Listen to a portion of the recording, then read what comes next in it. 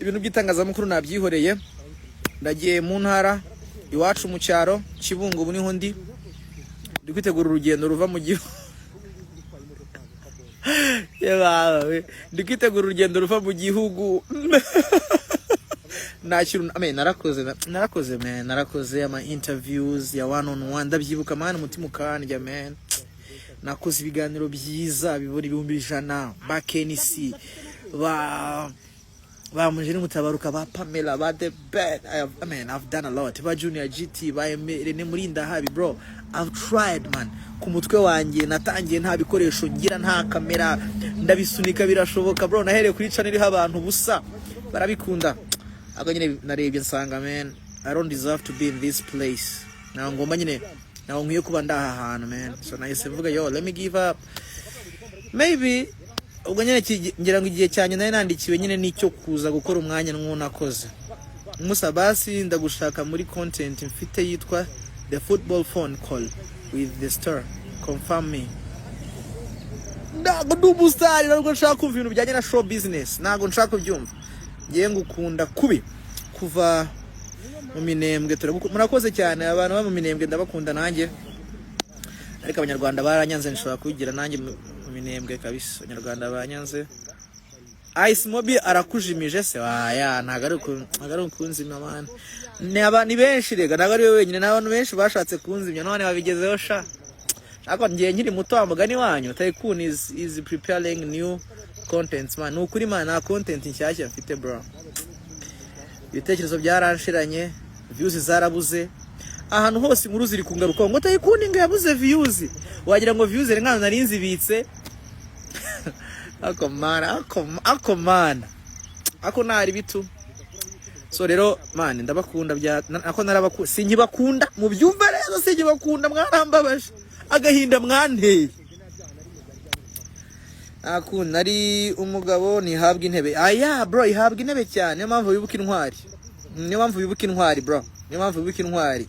Niyo mpamvu wibuka mama wawe wapfuye, niyo mpamvu wibuka papa wawe ko ari cyo yagukoreye gusuhura ubyibuka. Rero nanjye aricyo nabakoreye mwandashima mwe z'abanyarwanda.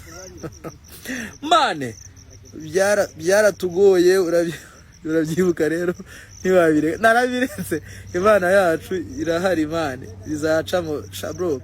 Views zifitwe na Bogari Musinga na Mobu barazifite nabo bajye kuri YouTube turebe. Ndakwemera kabisa ni Pacifique hano ngororero shami ndabacumu ndagukunda grand frère we uri hese bamwita my guy Muhire Jason muhire nagiye mu ntara natashye naretse Kigali. Ikiza nuko nasize nishyuye inzu nta kibazo mutanye no muri Kigali hava kagera ngiye kujya mu nka ngiye kujya mu bindi bintu. Showbiz ntabwo nzi ko kimeze ega showbiz yo mu Rwanda. Tycoon ndagufana bro bya hatari nganyumvira. Ese utabeshye uri seriye ndi seriye man. Ndi seriye man abantu barangana hano hanze. Mwabonye je bundi umuntu wavuze ngo barankubise agakora n'amafoto ufite ibipfuko ku matama. Abo nibo twibanira tu. So nahise byihorera uri kuduca intege man natwe ibaze nkatwe turazana no Boga ibonera abantu. Boga ngwino uzabyibonera kabisa. Ariko ntacyo bitwaye ni sawa cyane. Asudusigiye bande brother mbasigiye abantu benshi mbasigiye Rene Murinda habi mbasigiye Isimbi TV mbasigiye like gusa surprisingly mu kanya ngiye kuba ndi kumwe na Yago.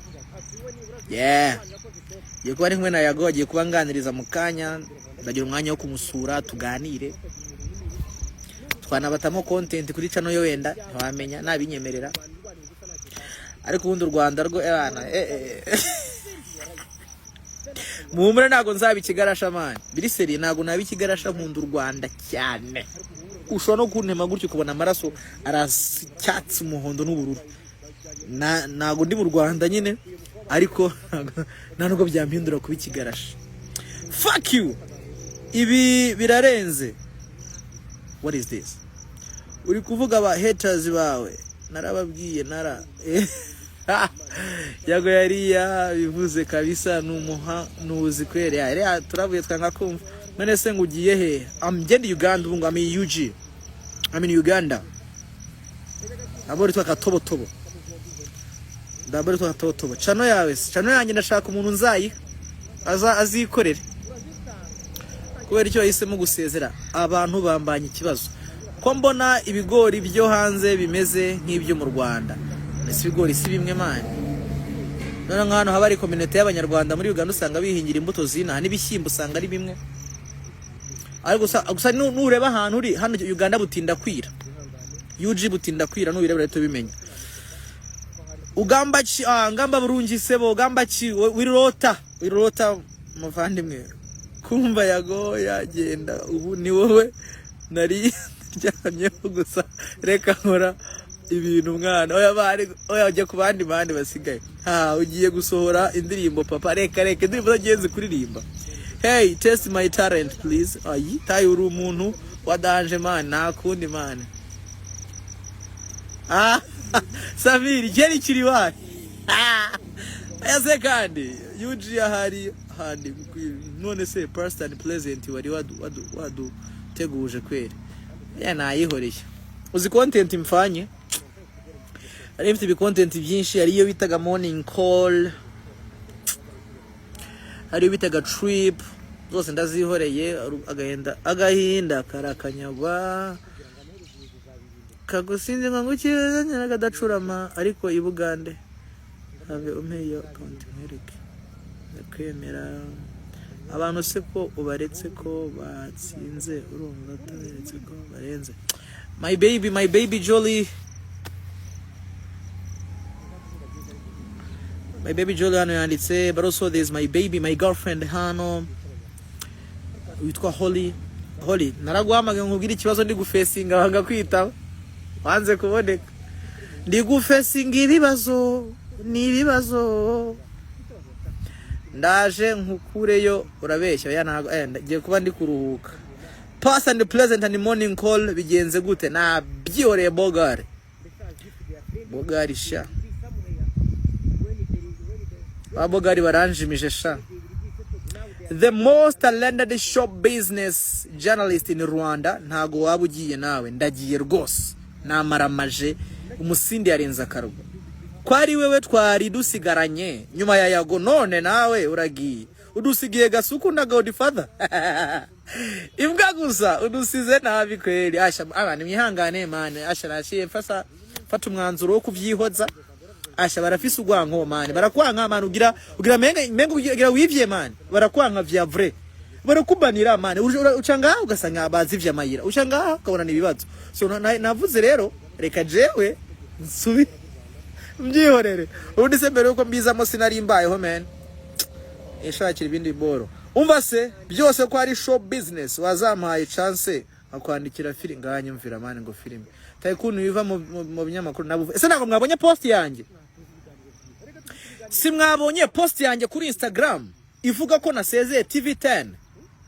wasezera TV10 ugasezera channel ukaba ugiye gukora itangazamakuru nyine nabiretse nabivuyemo kandi mu byumve neza tuzatuganira mu bundi buryo Imana ibarinde.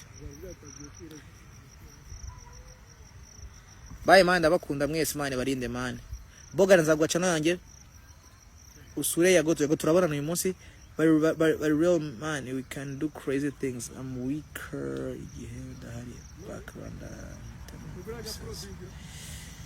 Zeboga none se negativity ni nyinshi kurusha positivity none se wari role model wanjye busigaye gusubira inyuma na brother tai nabwo waba igitangaza utabanje kuba igitaramo man ugiye gukorana na Yago TV10 rero harimo ikibazo hoya nta kibazo kiri muri TV10 ugiye utankundishije abantu none kefete Tycoon stop blacking out hurts. Bye man ndabakunda mwese Imana igibarindira man. Be out again. I love you all. Tugende nini sasa ndakupa sasa hivi usijali.